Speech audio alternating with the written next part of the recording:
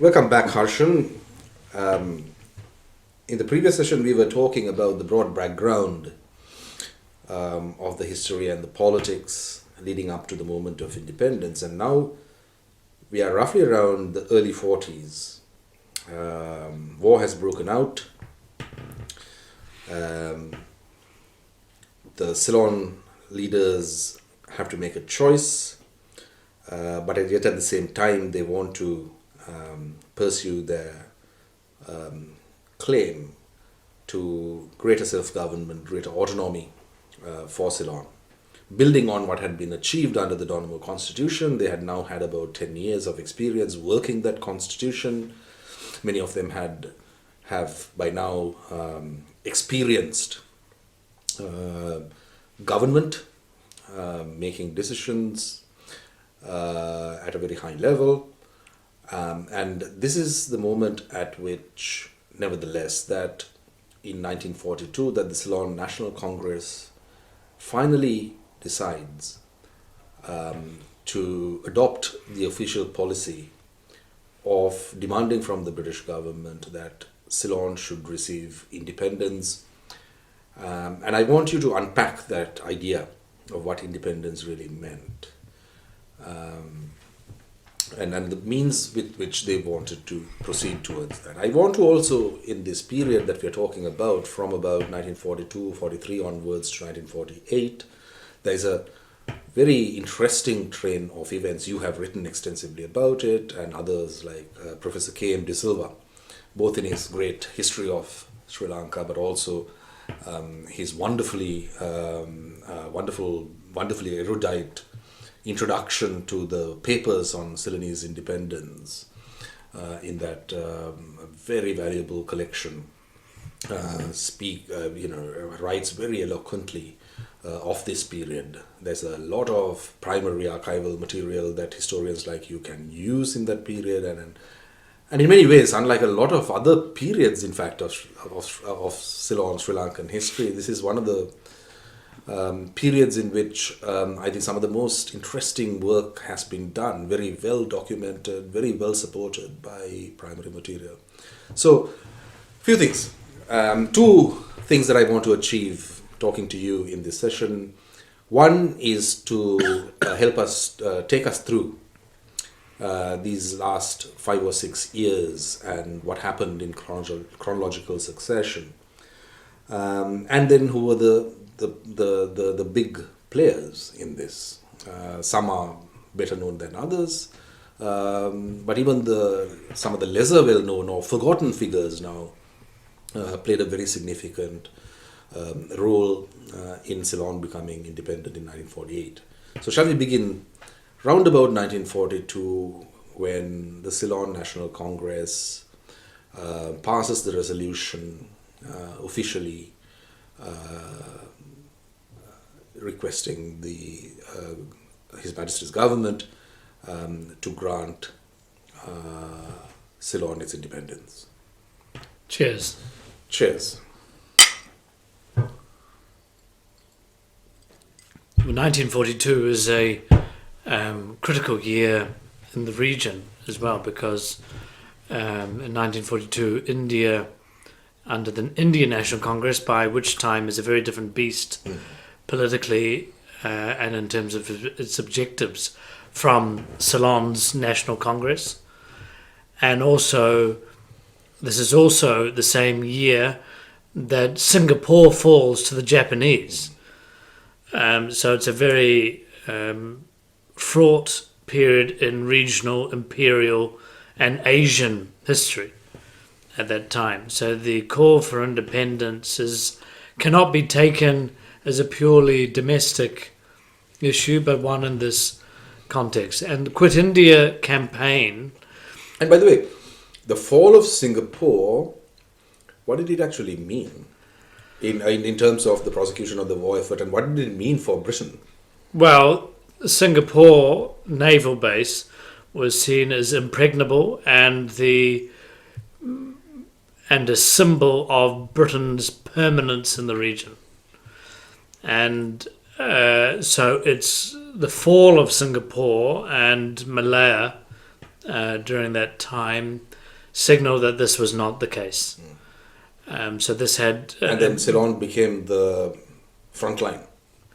It became the front line. In the war against the Yes, Japanese. war was certainly not something that just happened in continental Europe. It was very much in the Asian theatre, and not just in Burma, but other parts of Asia, including Ceylon, which also in that very year, which happens to be the same year my father was born, was bombed by the Japanese, and there was a fleet heading for towards Trinco to take it over. So after Singapore, Trinco became the great Trinco and naval Kandy. base. It became the naval very significant base. naval base Yes. for the British in the war against the Japanese. Yes, and it had major strategic importance, which the Ceylonese leadership were very, very aware of and used to their advantage. So just as one last comparative is in the sense that the Quit India movement meant the utter expulsion of the British from India, and that would mean the end of Britain's role in India, and though it wasn't formally articulated in specific terms, it effectively meant becoming a republic immediately. Whereas the declaration made in 1942, saying that Ceylon was in some ways taking a different argument, that Ceylon was playing its part in the war effort. It was contributing. It was not taking advantage of Britain's disadvantage and defeats in the region and in Europe, and instead trying to play being a major strategic and resource-rich hub for British and imperial interests in the broader war. So just as much as, on that point, I mean, just as much after the loss of Singapore, Trincomalee became a very important naval base. After the fall of Malaya, it was also the case that Ceylon became a major supplier of rubber for the Allied war effort. So in both in terms of strategic as well as material ways, Ceylon became a very, very important pivot in the global war. So indeed, and unlike and also not just naval, but also in terms of the Air Force as well, was a major hub.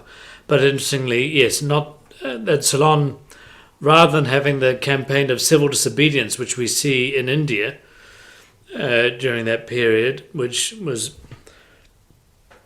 had major ramifications for Britain's presence in Asia, Ceylon instead, under a person we haven't mentioned yet, effectively Dia Senanayake, who had taken over from Sidon Baron Jayatilaka, and he now became the prime leader, although not a young man even at that stage, of the campaign, and he saw, and it was largely his effort, although many within the leadership of the various elite communities were in step with him, saw that the greatest advantage and the right thing to do, as well as in the interests of the CNC's political objectives, was to partner and work for the British war effort in the region.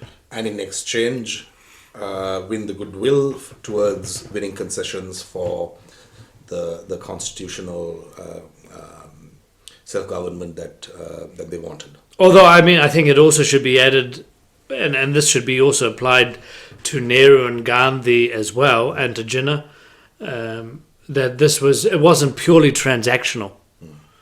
There was also a fear that if there had been something like Nazi or Japanese fascism in Asia, this would be detrimental for the various independence movements in the region. But going back to your original question, what I wanted to say also was that, yes, independence was now the objective, but it wasn't the objective that Ceylon become completely remove itself from the British orbit, which is something that happened later in Burma, for example, India for a very long time, until basically right to the end, effectively wanted to become a republic immediately, where Ceylon wanted to become what was, to use some of these ambiguous terms in the imperial jargon, a dominion, which meant the highest status and highest form of autonomy within the British Empire, which was also not incompatible with independence. Can you, for our readers who are unfamiliar with this term dominion, and it's no longer really in much use anywhere, but at that point of time in the British Empire, this is a very significant political and constitutional form. Where does it come from, and what were the other dominions? When Ceylonese leaders wanted independence in the form of dominion status, and the big joke those days used to be that Don Stephen Senanayake was banging on about dominion status so much that they said his initials stood not so much for Don Stephen but for dominion status Senanayake. So clearly this was a very attractive model, at least to the Ceylonese leadership at that point. What is this? Where does it come from? What were the other dominions? Well, the term dominion gains its currency effectively from 1867, when Canada gains effective self-government and responsible government, meaning that though it is within the British Empire, it conducts all its affairs, internal affairs, and much of its foreign affairs itself, without consultation or approval from London. And then the other dominion, and this became an important idea, and this was replicated in the settler parts of the empire, as you were saying in the earlier episode, that this corresponded where there was a high level of British settlers there. So that meant places like, aside from Canada, Australia, New Zealand, South Africa and Ireland, and Newfoundland, which at that time was not part of the Dominion of Canada. And this effectively meant, it was no accident that this corresponded with British settlers. So they were seen that they had the cultural gifts and the cultural lineage to be able to manage the British system and the responsibilities that came with it. So this was something that many other parts of the British Empire sought for their own states, and Ceylon was absolutely one of them. Of course, Ceylon did not have this that connection to the UK. It was not made up of settlers from the parts of the United Kingdom. So what made people like D.S. Senanayake and his allies think that this was the way to, that this was the ideal form for them? Well, these men and some women were small C conservatives. They did not believe in civil disobedience. They did not believe in violence. They did not believe in Revolutions. Indeed, and they saw that this was a form of pragmatism. So in some ways they had the confidence in their own beliefs and their own status and stature, that they could work within the system and not deny anything of what they saw as being Ceylonese, and also be part of the system. Which, remembering that Ceylon, then as now, was a small island which did not have a strong amount of was difficult to defend itself during this period, and especially with the threats of the Second World War. So it did not see, under people like Senanayake and his brother F.R. Senanayake and others, that it could withstand foreign threats, especially thinking of the regional hegemon India. So we're seeing that the British Empire and Britain and the Commonwealth were allies that would help sustain Ceylonese independence but also respect and recognize the traditions, the indigeneity, and the cultures of the island without having to conform culturally to another state. So, you had mentioned earlier that by this time, D.S. Senanayake had emerged, if not the undisputed, certainly the preeminent Ceylonese politician, the Ceylonese politician who could speak with authority for a large part of the country, if not the whole country, in its negotiations with the British government on these constitutional matters. So D.S. is a big player here, and I want to talk a little bit more about him. But before that, can we just go through the chronological steps? So the 42, the Ceylon National Congress adopts its official policy. And then what was the British government's response? In what form did it come? There was this declaration of 1943, which was significant, was it not? Indeed, and so the British, and some of the British government, I should say, recognised the claims of Ceylon, but did not offer any guarantees during the war for what could happen, but did effectively put out the prospect that there would be, in recognition for the cooperation towards the war effort, Ceylon could expect to have constitutional and political reforms that would see it moving further towards full self-government and full autonomy, which what Dominion status indicated. And that would mean, for example, going back to the earlier episode, the removal of the British governor and the colonial officials you mentioned earlier, who were invariably Englishmen, from holding Scots. Or Scots, of having this executive power. So it wasn't the removal of the British themselves, but more that they would cease to have a diarchy situation where they were the check on the local Ceylonese. And more like a Canada-style Dominion situation.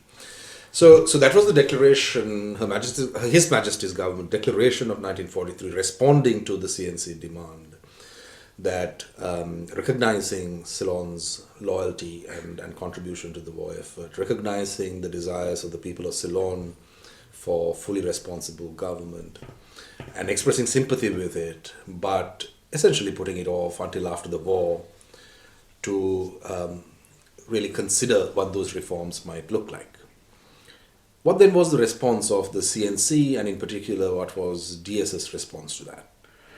Well, inevitably, in many ways, Senanayake and the others were impatient and wanted to have things moving more quickly.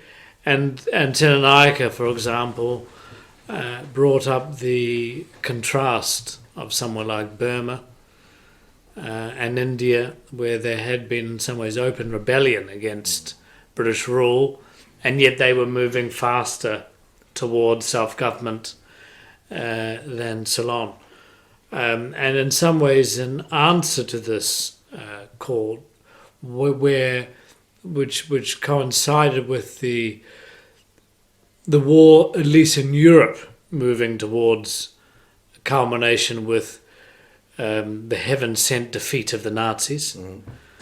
The Salisbury Commission was sent, and in some ways an answer to the Congress's demands and others, was sent to construct or recommend, I should say, a institutional structure and constitution that would pave the way for Dominion status.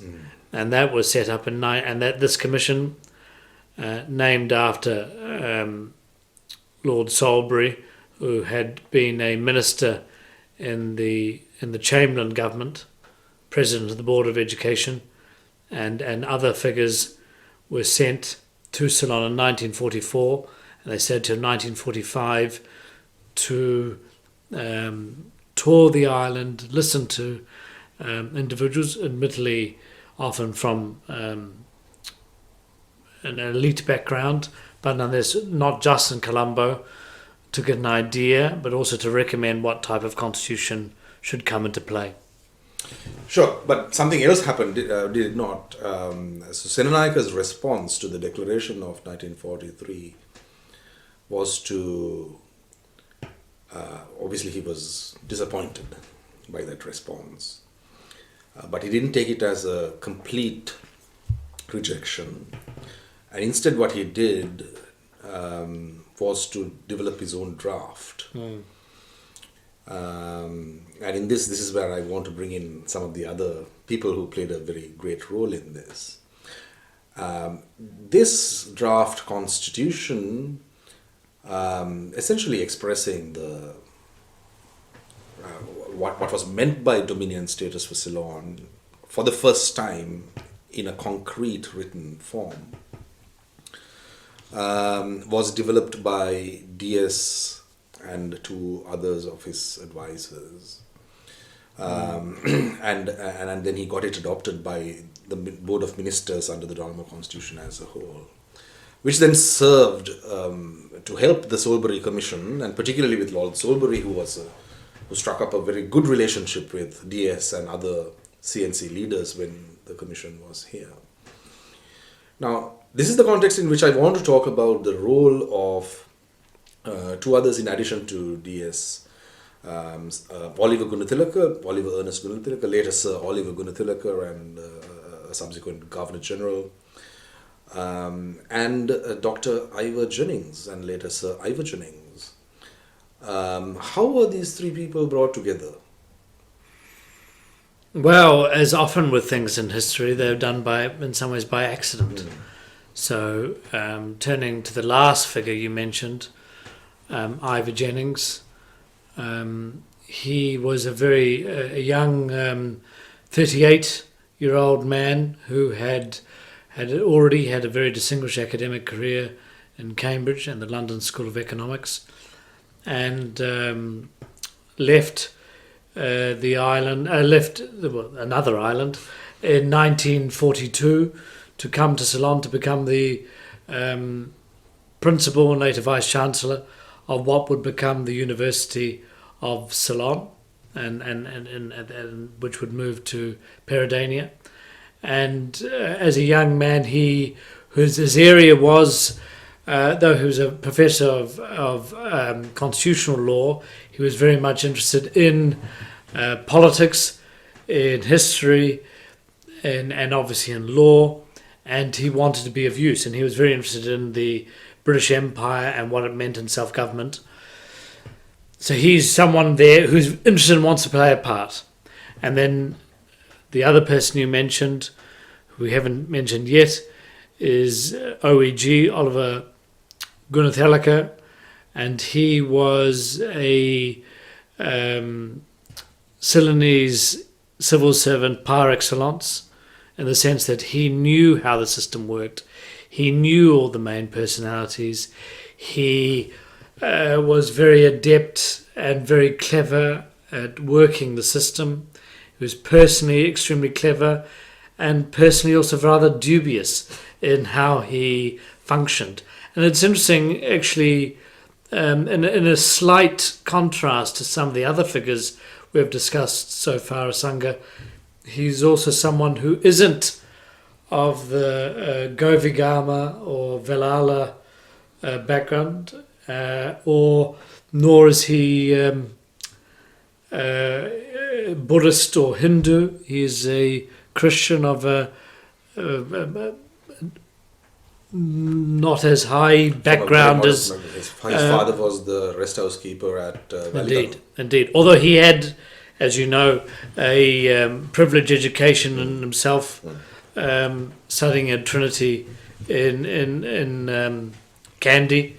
So, but yes, and these two with Cyrenaica, who not only was the preeminent Ceylonese political leader, whatever your viewpoint, he was the preeminent political leader, but also was undoubtedly from an old and well-to-do family, was Buddhist, unimpeachable credentials in some ways, socially speaking, in terms of Sinhala culture. And he, along with Gunathalaka and Jennings, became what Jennings described as the Reforms Ministry. So, but officially they were meeting during the war in the Civil Defence Commissioner's office on Union Place in Colombo, in their separate roles. Cyrenaica there as part of the Board of Ministers, Oliver Gunathalaka as part of the Civil Service, and Jennings playing a role as a Deputy Civil Defence Commissioner or whatever it might be. Notionally they were directing the Ceylon war effort, but in fact in these evening meetings with sandwiches and coffee supplied by organized by Oliver, the three of them began to discuss how to strategize independence, what the steps ought to be, how the process was to be designed, to put this in very modern language, and in fact to start drafting the what would become the independence constitution. And anyways, and as you have already sort of indicated, and I want to go a little bit deeper into some of the sort of the outlines you have already mentioned of the three sort of talents that these three brought to the table. And they were, of course, immediately noticed and depending on your perspective, referred to by various names, as the triumvirate perhaps by people who admired them, and as the unholy trinity by others who were more critical of this three-man grouping. So what we have is DS, by now the preeminent Ceylon politician, recognized as the leader of the Ceylon reform, if not the independence movement. Oliver Gunathalaka, undoubtedly the most capable Ceylonese in the Ceylon civil service. And Ivor Jennings, relatively young, but even by that time with a towering reputation as one of the dominant experts on the British Constitution and of the Constitution of the wider empire and the other constitutional systems. He had worked in Canada and other places before that. So a huge recognized constitutional authority, a political leader bringing the constituency with him, and Oliver's administrative capacity, a formidable team by any measurement, really. Shall we talk about these three characters a little bit more? You have already outlined some of them. DS was unlike many other leaders either in the Asian and African independence movement or in the settler dominions, wasn't he? Can you tell us a little bit more about him? Well, I mean, he looked the part of a gruff farmer, which he actually was in many senses. He genuinely did go back to his estates in the weekends and did work the paddy fields himself and so on. Yet at the same time, you see him in more formal settings, in a three-piece suit or in morning suit, behaving very much like a British parliamentarian. So tell us a little bit more, add some color about the personality of D.S. Cyrenaica. Well, in some ways, like many effective people, he was originally outshined by another family member in the sense of F.R. Cyrenaica, who was seen as his elder brother, who was seen as much more articulate and sophisticated and formally educated.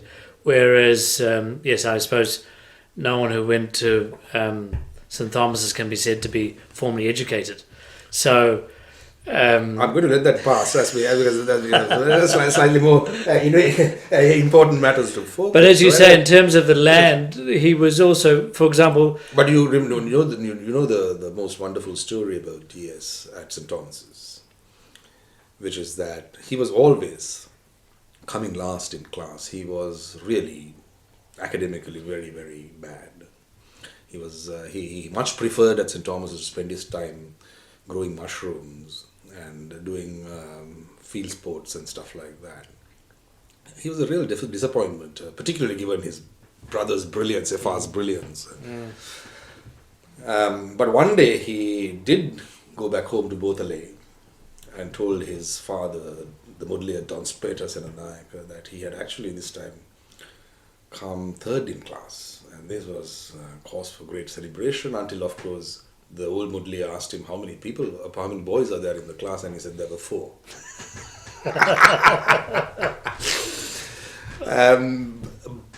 So, not highly qualified in formal terms, not polished, not the kind of, by this time, most of the members of the elite, the men at least, had been to Oxbridge. They had learned how to debate in the union societies. Many of them trained in the English bar, in the Inns of Court. Highly, articulate people, very cultured and educated. D.S. not like that at all. No, he was not. But and going back to your earlier point, he was, as you say, very comfortable in the paddy fields and yes, he had his 3-piece suits, but he was also very comfortable in a verti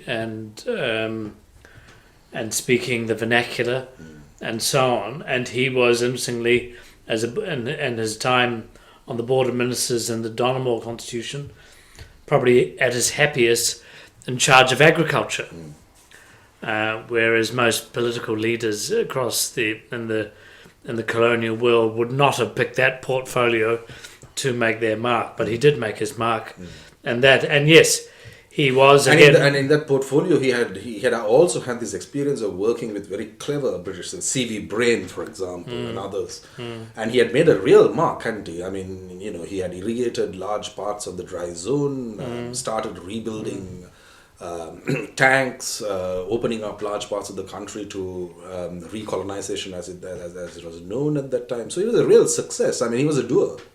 He was, and I suppose, like many doers, he was very aware of his own limitations. So Ceylon had no shortage of extremely clever young and not so young men and women, and he knew what he could and could not do. And interestingly, he was very popular with the Colonial Office. Who are more used to the slick, very sophisticated, very well-educated lawyer type, like yourself. But instead he was the slickness and the sophistication. But instead he was someone who was spoken in a more gruff and earthy way, but also that his authenticity shined. But even though he had this, rather gruff exterior and so on, it should not be forgotten, and this is no accident, that he came from the highest echelon of Ceylonese society. And that enabled his the security of extreme wealth. And unlike many leaders, regardless of their background, he was very comfortable in his own skin. Jungle John. And he, so therefore, he was very able, and it's as you know, one of the relationships I find perplexing as well as fascinating in terms of its success is the one that he had with Jennings, who was a middling working class background person from Bristol, who was extremely clever and worked very hard, was effectively what was known at the time as a scholarship boy. That meant people from very modest backgrounds who depended on the academic excellence to rather than their social links, rather than the social links to get into good schools, and then the ultimate and work like a pack horse and doing this and I mean in that sense I suppose he was similar to Cyrenaica, but otherwise these were very different personalities, but they knew the value of the other. And they also knew the value. The other difference perhaps was that while Cyrenaica was at the best of times, perhaps didn't have a very defined sense of what his ideology, etc., were. He relied on his gut than anything else. Whereas Jennings was very much an early socialist, wasn't he? And in that sense, not at all the kind of patrician conservative that Cyrenaica would have been. But nevertheless, they got along. But just to round off the portrait of Cyrenaica, so there are a number of things that I think as a leadership figure that we need to remember about him. One, of course, is that paper qualifications and the Oxford polish doesn't often mean a hell of a lot. He spoke in a fairly simple way, but he was very articulate. Nevertheless, in both Sinhalese and English, he spoke very simply in short sentences, and very often he was very precise because he was not given to verbosity. So he got straight to the point and spoke his mind in that sense. And the other great feature or value that I see in him is that. And you mentioned the phrase, he's comfortable in his own skin, and that means he had confidence. He knew what he could do, but that confidence extended to knowing what he could not do. And it's people like that. And this is a really valuable lesson, is it not, in political leaders? Because political leaders should not possibly be intellectuals or specialists, in various areas. They ought to be exactly what DS was, which is to be able to take people with them, but have the confidence to engage with and listen to the best possible advice that they can receive. And DS had that in abundant measure. He had no insecurities. He was so comfortable in who he was that he was able to engage with people much cleverer than himself, with much more formal education, but get absolutely to the essence of what they were saying and could offer. And in turn, it seems that certainly in Jennings's case, Jennings was absolutely loyal to the man, and would go to extraordinary lengths to support and help him. So these are all fairly valuable leadership characteristics, are they not, in anywhere in the world in that sense?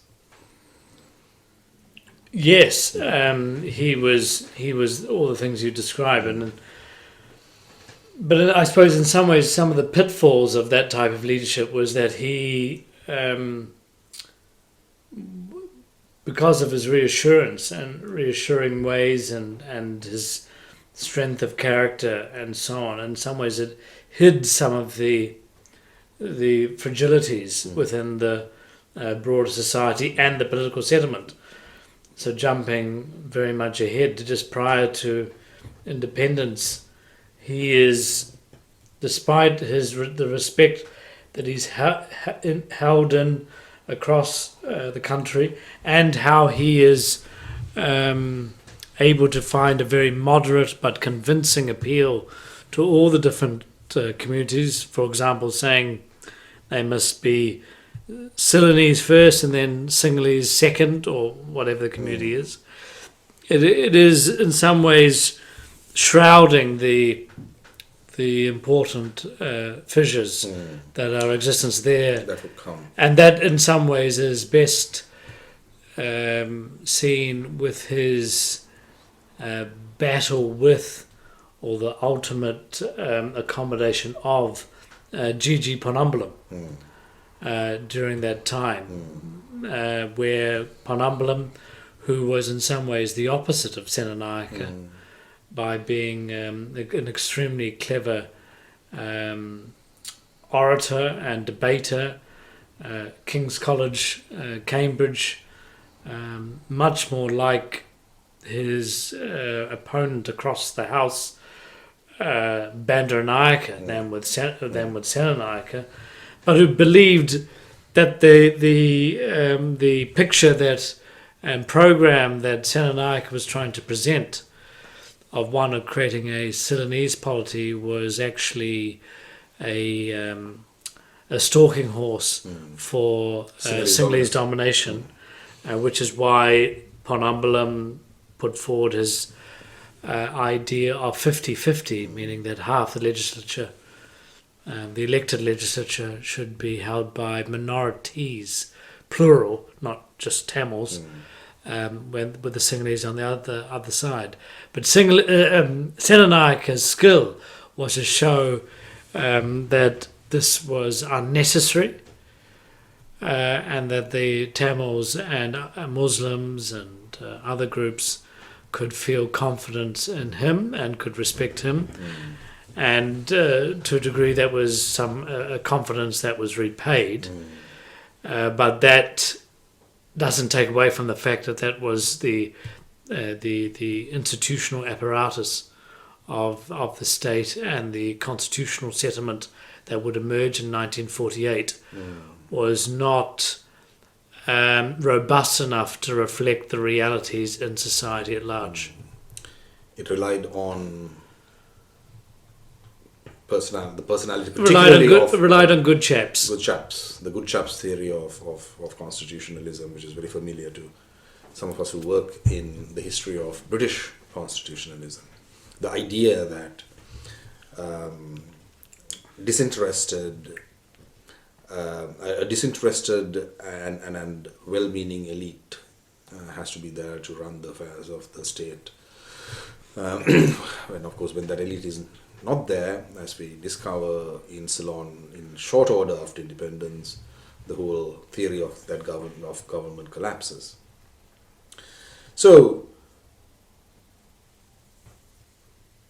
between the three of them, with Oliver working to oil the wheels, Senanayake broadly articulating the political direction that they ought to go, and Jennings burning the midnight oil, using all of his knowledge, both of the British system as well as the comparative other examples across the empire. They produced the minister's draft, which is essentially something very fairly new at that time, even though, of course, various pieces of legislation had been in existence for the older dominions, like the British North America Act in the Canadian case and so on, the Commonwealth Act in Australia, so on. But it was very much a very early attempt at really sort of codifying what is famously an uncodified, unwritten model of government in the Westminster system, the British government, the British Constitution. And you couldn't probably find anybody better than Ivor Jennings to do that work for you, right, in the mid-40s. And Senanayake had that. And he was astute enough to make use of Jennings. Then as you were mentioning, Harshan, of course, after the war ended in Europe, the Salisbury Commission was appointed, came to Ceylon. And of course, Senanayake's position was that, we don't need them. Because we have produced our own draft, and the discussion between the British government and the Ceylonese leaders ought to be on our draft, not this commission. But that doesn't tell the whole story, does it? Yes. Because eventually there goes on to there to be a very strong relationship between DS and Lord Salisbury. Yes, and indeed, and in many ways the report aligns more than the rhetoric of the time to what would eventually emerge in 1948 when the 47-48 when the Constitution is put into practice, And there was, yes, on the outside, there was this effective, formally speaking, a non-cooperation, if you like, but from the Board of Ministers and the Commission. But in effect, they still did meet privately and very much influenced the other in terms of the outcomes of the Commission's report. And Sir Oliver was instrumental in ensuring that there were enough dances, cocktail parties, etc., at which the ministers would meet with the commissioners. Entirely socially, of course. Oh, he was the ultimate fixer. Ultimate fixer, wasn't he? Yes. Lord Salisbury was also a very social man who enjoyed his the social aspects of his and the classical as well. He was very interested in Singley's civilizational attributes and was a scholar of classics. So he was interested in the ancient buildings of the island. And Sir Frederick Burrows, who was a trade unionist, was governor of Bengal, was a railway trade unionist actually, was also very interested. And Sir Frederick Rees, who was an academic and a vice-chancellor in Wales. And they all three were very astute and worked well, and they also were very aware. In some ways they took a different, though the constitution that would emerge in 1945 to 48 was something of Ceylonese and others' wish. It was still something that was they had, if you look in the depths of their commission's report, they are aware of some of the dangers that are there. And for example, one of the few areas of tension between the commission and the Board of Ministers, or at least with Ceylon, was the need for an upper house, for example.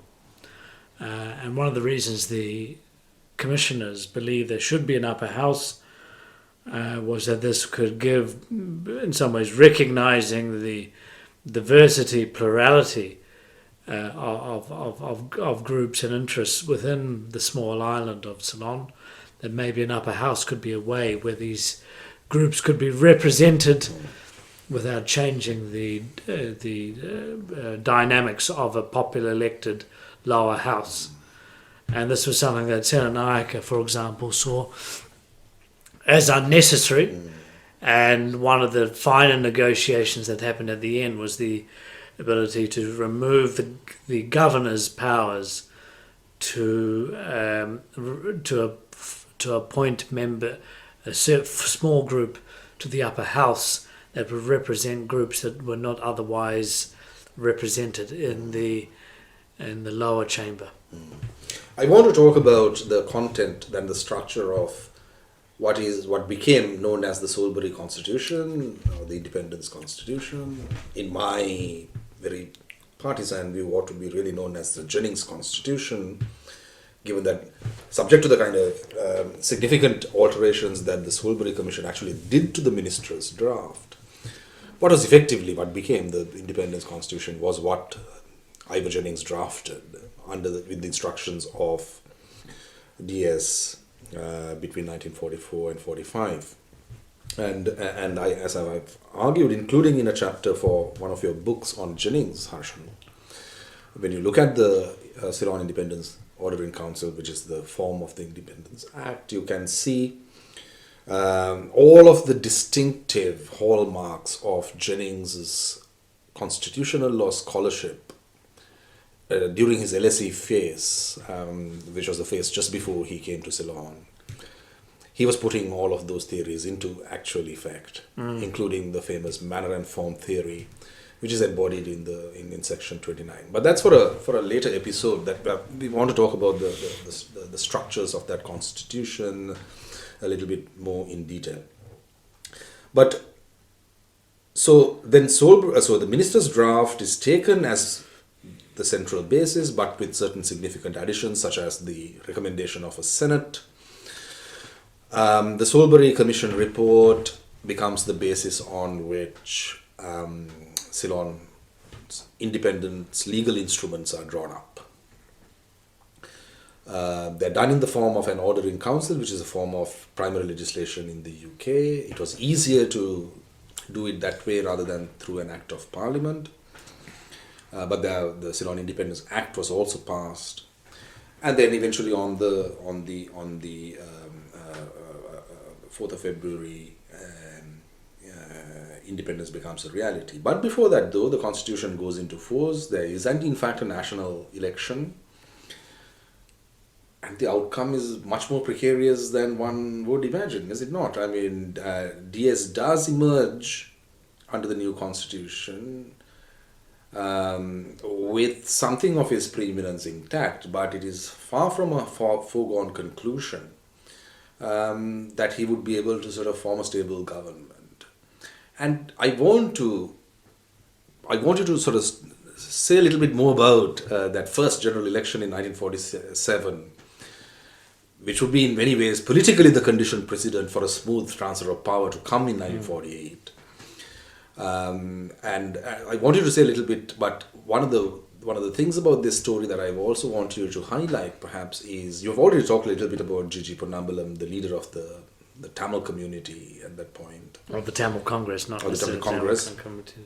Well, I mean, before the formation of the Federal Party, perhaps, I mean, he was the leader of the preeminent Tamil there were party. many Tamils that did not agree with his I would leadership. imagine, yes, particularly your family. But but Gigi was the preeminent and equivalent of DS in that sense. But at that time, what we now call the old left was also a very significant force in Ceylon politics. And in fact, of them, many, I mean, there were two big parties, the Communist Party and the Lanka Samsamaja Party, the LSSP, roughly speaking, kind of Stalinist and a kind of Trotskyite sort of interpretations of Marxism. But the left emerges as a very significant electoral presence after that election. And there are many interesting characters on the left, but Dr. N.M. Pereira, who eventually becomes the first leader of the opposition in this first parliament, is also by his own right a very, very interesting personality. And in a Westminster system, of course, it is not only the Prime Minister, but the leader of the opposition is a really significant figure for the shaping of the political destiny of a new nation. So shall we talk a little bit more about Gigi? You have said a little bit about Gigi already, but when he was frustrated in his ambition to obtain the 50-50 scheme, which was obviously rejected by the Solberry commissioners, he didn't go off into the sunset, did he? No, he did not. He would eventually be effectively brought in into the Ceylonese camp, cabinet, and became a minister in the cabinet after the election. It's interesting, yes, going back to your point about the election, that unlike, say, the Congress in Indian National Congress in India, or the Muslim League in Pakistan, or the other comparable parties, independence type parties in other parts of the world, in the colonial world, the UNP, which is the effective successor to the Ceylon National Congress, which forms in 1946, does not win a landslide in 1947. Instead, actually needs the help of independents to form a government. But nonetheless, despite the electoral arithmetic, Ceylonese is almost the unquestioned person to inherit the reins of power from the British. There are many who reject it, such as people like N.M. Pereira and A.E. Gunasinghe and others as well. Although, interestingly, there is accommodation to degree with some of the leftists in this situation. So it's not really, in some ways, an ideological one. But yet, Ceylonese manages to retain his position despite not having a easy majority in the legislature. So, notwithstanding sort of Ponnambalam's very strident disagreements with DS, he would have been very disappointed that his 50-50 scheme had been rejected. He does join DS's coalition, joins his cabinet as a Minister of Industries. What he calls subsequently the sort of cooperation phase, or whatever it might be. And in the best possible light, you do understand what a person purporting or seeking the best interests of the community that he sees himself representing at that point of time would have made the decision the country needs the stability, and I will cooperate with Senanayaka in the hope that the Tamils and possibly even the other minorities would as a result be protected from it. Well, this was in some ways, before the term was used, a consociational yes. Cabinet, in the sense there were representations of all the main communities. But there is then a significant split that happens in the ACTC after the citizenship legislation brought in by the first Senanayaka cabinet has the effect, possibly not intended, but it does certainly have that effect, of discrimination against Tamils of recent Indian origin, which are the plantation labour brought in by the British to work the plantations from in southern India. And this creates a massive political and moral dilemma within Tamil politics, with Ponnambalam choosing to say, no, this is an economic measure that is necessary. The control of unlimited labor immigration from southern India is necessary, whereas a significant portion of his party and possibly of Tamil political opinion, led by SJV Chelvanayakam, refused to accept that interpretation, leave the party, form the federal party, and then begins another historical trajectory there. But what of the left? So once Senanayaka cobbles together this governing majority with independents, Ponnambalam, others, all the rest of it, and he puts together a cabinet, there is some stability to form a government under his premiership. That means that the left become the principal opposition. It means that a character called Dr. N.M. Pereira becomes the first leader of the opposition. Who is this man? Well, this man is a rather remarkable man, and probably one of the most gifted parliamentarians anywhere in the Commonwealth. And certainly in Sri Lanka. And he was someone that, for example, his doctorate, which he did at the London School of Economics and the University of London, examined different political systems such as under Harold Lesky. But despite that, he looked at, for example, the German system, the French system, the British system, and this informed him about how politics would work in the parliamentary democracy. So he was very much a parliamentarian, believed very much in parliamentary democracy, which was absolutely not incompatible with the leftists and Marxist views that he and his political kin held. And interestingly, coming to how things would shape in the future, his block because there were many factions within the left, so he was by no means the undisputed leader of the left, but nonetheless unquestionably a prime leader within it. But this was a rare grouping that was believed in going back to the earlier episode, in a Ceylonese polity. This was one that did not see this as some a Sinhalese thing or a Tamil thing or a Muslim thing or a Christian thing, whatever it is. They did try to appeal to all communities actually, as opposed to just on paper, and indeed had support drawn from many different parts of society.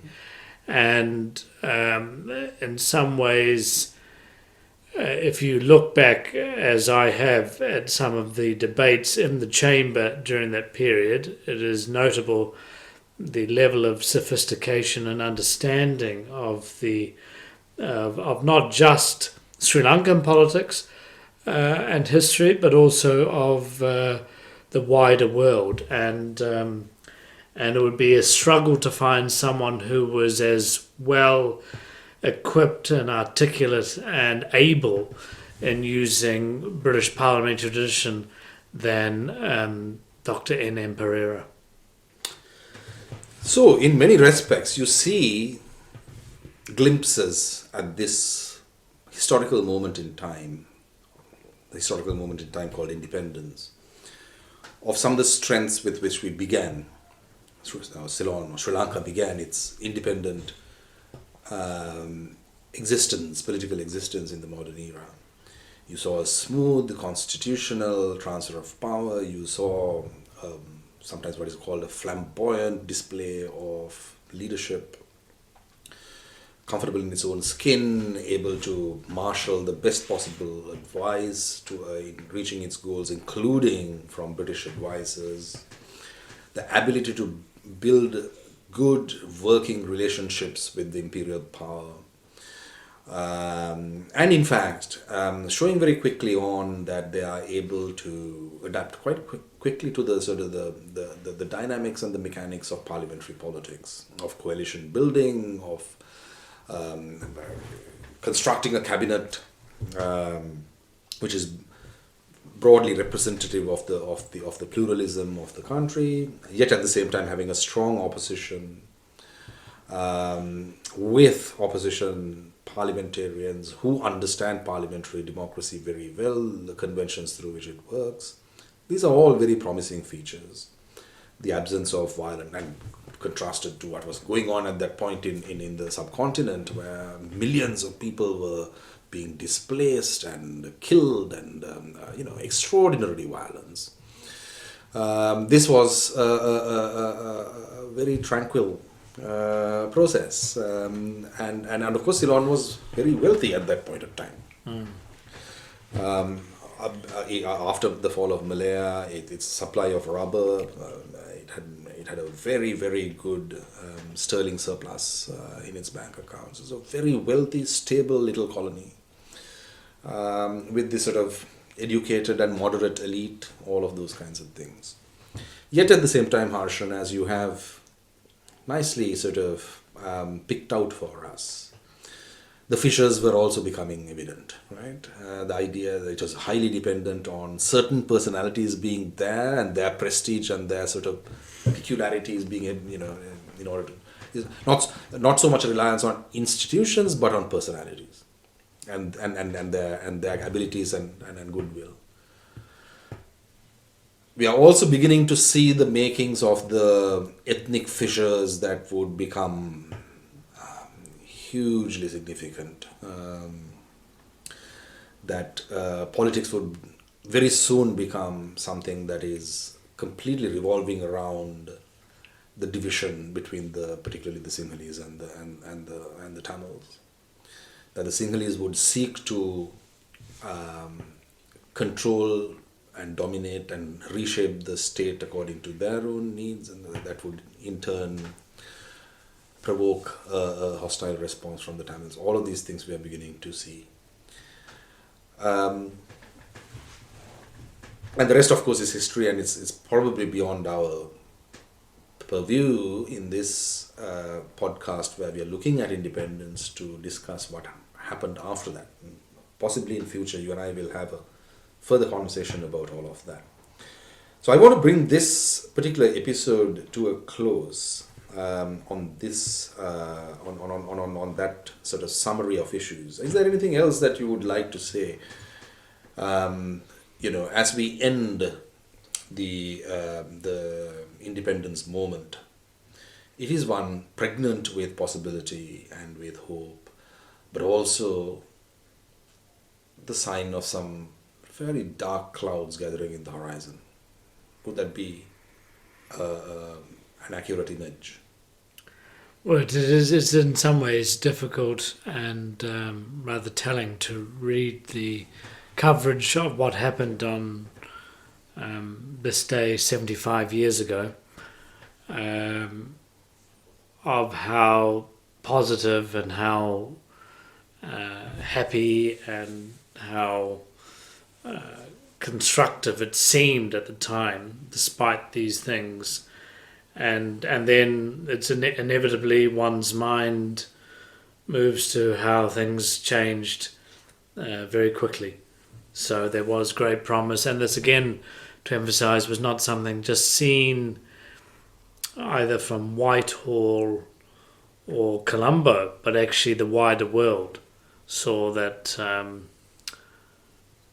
Ceylon was the best hope for a post-colonial society.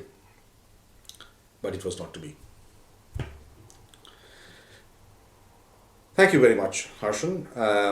I think there is more to discuss, and at some point when we can get back together again, we will discuss, particularly how the various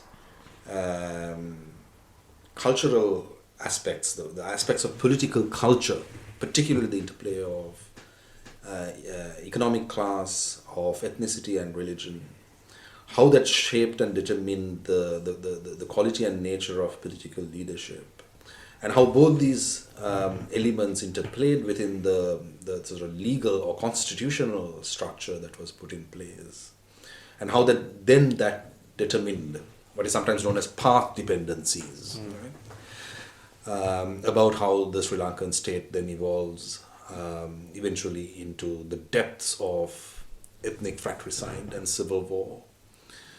Emerging out of that 30 years later, at 75 years, still a country that everywhere you look, you see its promise. But every time, a country that manages to somehow or the other remain an unfulfilled promise. So thank you very much for your time, Harshan. And I look forward to a time when we can get together again to discuss further some of these themes that we introduced in these 2 hours together. Thank you for having me. Thank you.